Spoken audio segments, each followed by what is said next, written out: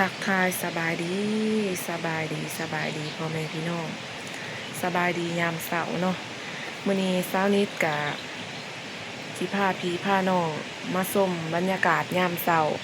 ทางบ้านจะกำเมืองท่าแตงแขวงเซกองเนาะสภาพอากาศทางนี้เนาะสำหรับสภาพอากาศทางนี้แม่น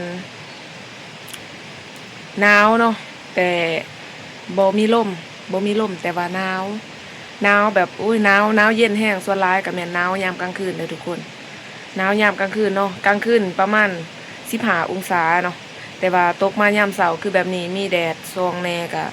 อยู่ในระหว่าง20 องศาเด้อทุกคนแต่ว่ายามกลางคืนนี่ประมาณ15 องศาเนาะแล้วก็หนาวเนาะทุกคนบอกสนิทหนาวแห้งเนาะมีแต่เนี่ยนอนในเต็นท์นี่ทุกคนนอนในเต็นท์นี่อัดกัน3 คนเนาะหนาวแล้วก็บ่มีไฟฟ้าอีกทุกคนเดี๋ยวจังได้สนิทกับสิพยายามประหยัดแบตเตอรี่ของสนิทให้ดีที่สุดเนาะ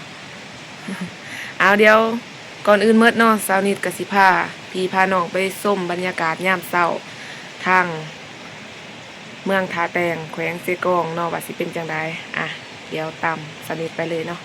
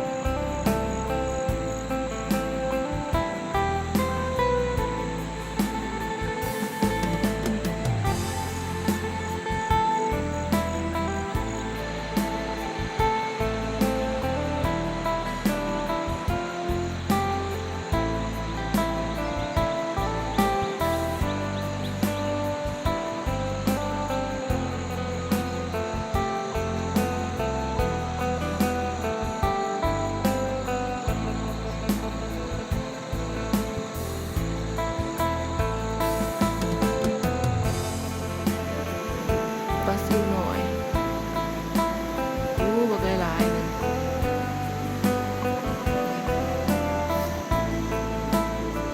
ลาซิวหน่อยบักหลายๆปลาซิวน้ำโขนบรรยากาศยามเช้าหนาวแห้งทุกคน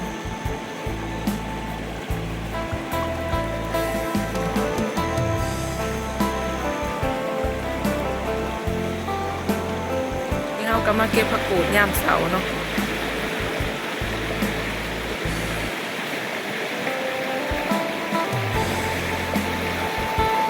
มีแต่ปลาผักกูดแถวนี้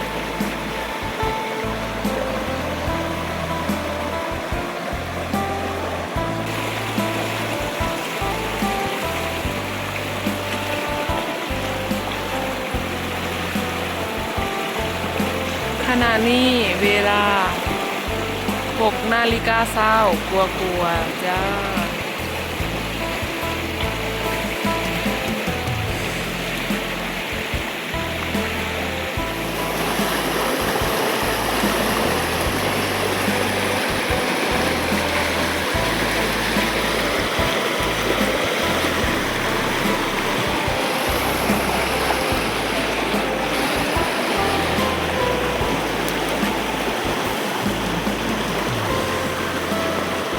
ผักกูดของเฮากระยอดงามเนาะอันนี้เป็นดงผักกูดเลยนี่เก็บถอนใส่กัน บ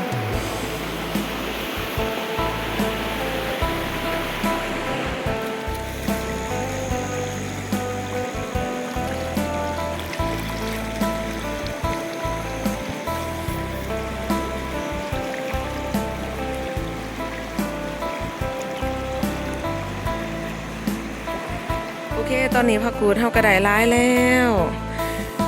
เดี๋ยวสนิทสิเอาไปเฮ็ดเมนูกินเนาะเดี๋ยวหูว่าทุกคนเคยกินผักกูดบ่แล้วทุกคนเอาไปเฮ็ดเมนูหยังกินแหน่มันจึงจะแซ่บจังได๋ก็คอมเมนต์บอกสนิทแหน่เด้อนะไปชอบปันสิเฮ็ดเมนูหยังสู่กินมื้อนี้ ผักกูใส่ปลาเค็มดิปลาเค็มแซ่บ ปลาเค็มแซ่อยู่ ยำเค็มปวด หลังหนำเนาะปลาเค็มของฝากจากประเทศไทยเนาะแซ่ก่อนโอ้2 โต๊ะมากินอยู่ไหอยู่หน้าทุกคนแซ่บๆเด้อมื้อนี้แซ่บๆเด้อข้าวพ่อกินอยู่ติมื้อนี้ ก็คือหมูหวานนั่นเดียว อ่ะโอเคจังหน่อยจังสิมายามใหม่เฮาไปล้างหน้าก่อนเนาะ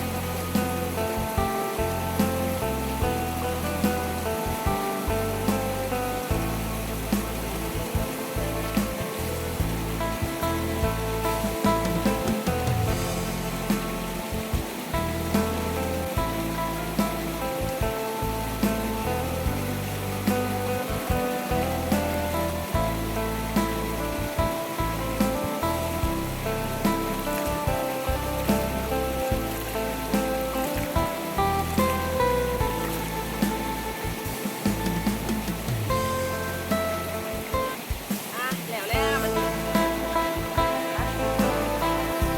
กลับบ้าน